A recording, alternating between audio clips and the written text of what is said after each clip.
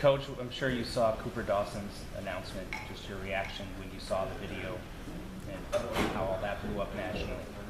You know, I wasn't very surprised. I mean, Cooper and his mom and dad came down here, and we had a great time with him on their recruiting weekend. Cooper's family is outstanding, and he's an outstanding young man. I think it was very gracious what he did, and it just kind of represents the people that we're trying to look to come up here and to join us in our community. I thought it was very gracious, very humbling, and well, might start a brand new trend considering it's trending, but I thought it was really, really, really special. Yeah. Coach, just what you can say about your staff and what they've been to this program and you know, each of them going to their region, just what they've done recruiting-wise? You know, they've done a nice job. You know, we work together. We're a little bit differently than the way we recruit. I like to consider ourselves, you know, we're very unique the way we do it, and it's a lot of team recruiting. We go out and we evaluate and gather talent individually, but once we bring them back, we evaluate it as a group and we recruit it as groups. And it takes a little bit longer. You don't get to touch so much of the country as maybe as some other staffs, but we feel like we do our homework very well and we bring the right type of student athletes here to Syracuse. Mark? I think most people out there would think, oh, they won 9 games this year, so they must have been able to get everybody they wanted. There must have been an immediate impact. How much of an impact did this year have on this class? Again, most of this class was done off of our 4-8 season and our win over Clemson. And the other back part of our class was our 9-3 season and finished in second in the ACC Atlantic. And with the rankings that we haven't had here in a long time. The 9-3 season, the first part of our 2019 class will be off the 9-3 season, and then the second part of our 2019 class will be off of whatever we get done in the first half of the 29 season, ending somewhere around October. So the recruiting cycle with the new signing date is kind of put you into 2 different cycles, where half your class is recruited early off of what you did in 2018, and then 2017, and the other part's done is recruited off of what you do off of 2018. So you're talking about the kids that will sign in February? Even this class, a lot of those kids are making their decisions. The front half of our class made their decisions before our season started. They were already committed to us. And they may not have been out there, but basically we kind of had a pretty good feeling of who we were going to get. And then the second half kind of comes as the season's moving along. So the 9-3 season will pay off next year? Absolutely. The back half of the 9-3 will start the first half of the 2019 season, and then what we do in the 2019 season will be the back half of the class. Steven? With me? I think so. Front half is now, back half is in February. Yes, there you go. When you kind of look ahead toward February here, about how many more spots do you see, and does quarterback fit in there at all? We're going to see. We've got some numbers we can move around and we can play with. If we find one that we feel is worthy, we'll bring one in, but we just don't want to force the issue. Looking like 5 or so more spots? It's going to be plus or minus somewhere close to that number, yes, sir. Okay. Mike? Coach, a lot of defensive players, as far as what the class looks like right now, was that by design, or did the class cycle just kind of work out that way? You know, when we first got here, the board, the offensive and defensive board really wasn't balanced. And like I said, the first 2 classes was kind of best man available. After the 2017 and 2018 classes. Now what we need to do is we need to balance the board. And so we're really working hard to balance that out. It's probably going to take us somewhere around 2 years to where the numbers are exactly the way we want them and the scales are balanced so that we can take basically almost a set number every single year. So we've got about 2 more years before we can balance this thing out and really lay the foundation the way we want it so that we can take almost the exact number every year. Nico? Way back here, kind of to piggyback off Mark's question a minute ago. You know, obviously mentioning that the 9-3 season will be felt more going forward. Is there anybody that, you know, maybe you've already talked to, I know you can't name names, of course, but whether it's later in the class of 2019, you're already starting to see the effects and how you guys are perceived on the road just because of this breakout season? Yeah, well, let me answer your question another way, Nico. Sure. We've got a set number of scholarships left to be determined, and we have to decide how we want to do that. Whether we want to make it a February signee, maybe it's a January transfer, Maybe it's somebody in the, what do they call that thing, the bank? What's that new thing in October where all those guys can put their names on there and say they want to transfer? Database? The database. Maybe it's someone off of the database, okay? So those scholarships are really divided into 3 areas, and you have to look at all 3 of those areas to see which one brings you the most value before you give it to someone on the second signing date in February. Dan? Coach, you committed to the plan that you had over these last 3 seasons. The school committed back to you with an extension. Just what you can say what the future looks like and what you've seen so far from being here at Syracuse. Well, what I've seen so far is that we're far away, yet we're not that far away. You know, we're 2 fourth quarter stops and 2 fourth quarter touchdowns from, you know, having an unbelievable year. Now, of course, you can always flip that and say you won some close games and, you know, you won some overtime games that you could have lost, and that all comes out. But the bottom line is that we're very competitive on the field where we're at right now. We're not as deep as we need to be able to do the things that we want to do, okay, nationally, consistently. And that's what we're striving to do.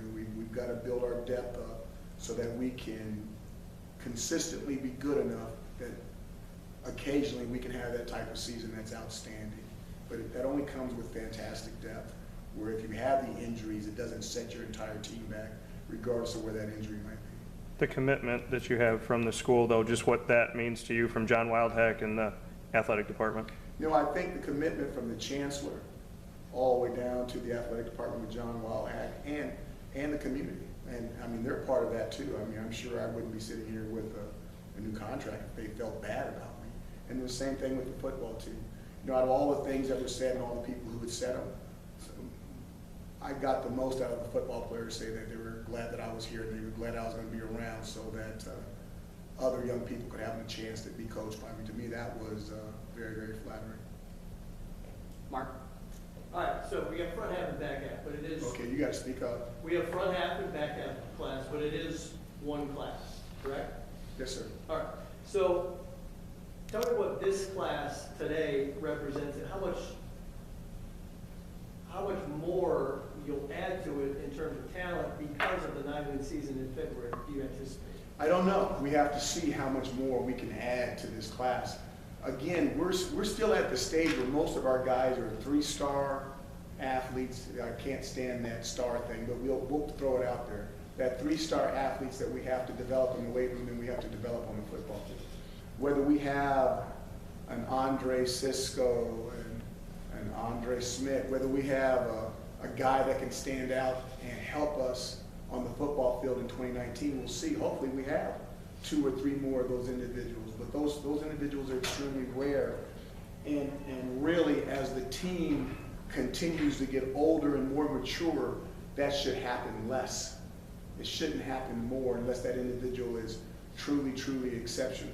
So hopefully we get to the point where there's less of those things happening and we have the majority of our football team on campus already being trained, already knowing the plays on offense and defense and special teams, and ready and fully developed so they can help us in the ACC Atlanta. If you're going to use the star rating, do you anticipate getting more 4 and 5 stars now?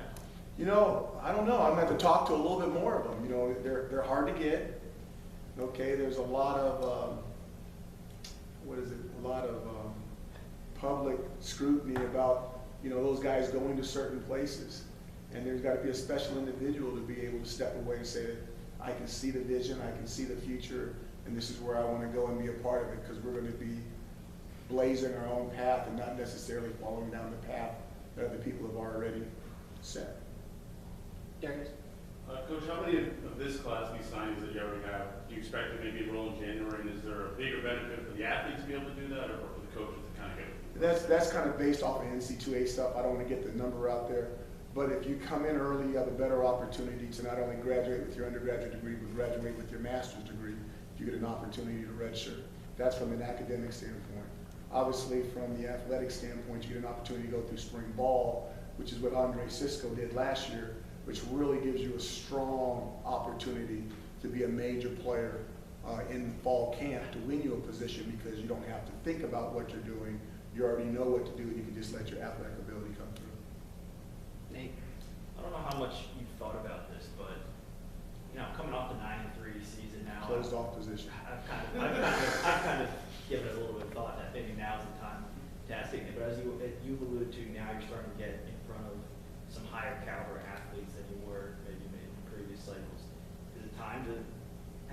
conversation about revisiting the 44 thing, knowing that you are going to be in front of some? Again, when I walked out of my office, I saw there's jerseys up in the office, and every one of those jerseys represent a star. And it was interesting. The only two jerseys that had Super Bowl rings, there were two guys in high school that had 0 stars. In fact, I would say out of the 2 0-star jerseys on my office wall, I want to say there's 4 Super Bowl rings. I might be wrong. I know there's 3 of them. So it's interesting. That's why when you say the star thing, you got to be very careful.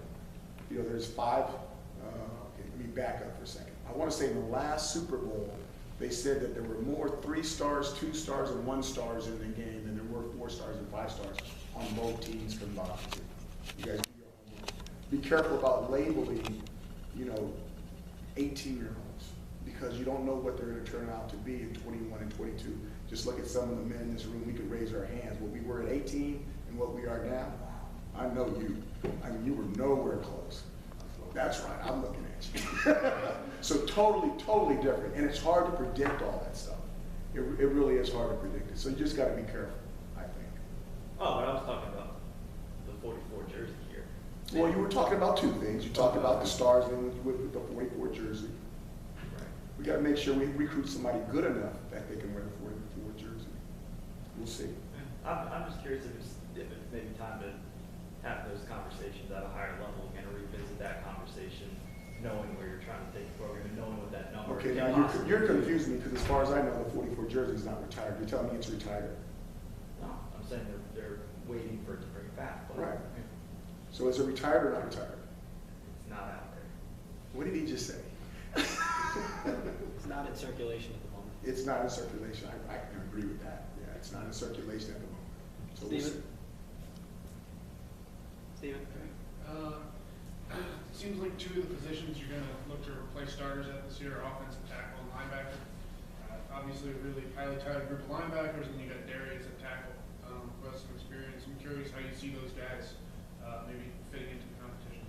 Not at all. You throw them in the hat and let them sift themselves out of it. You never know who's going to be the guy. You really don't.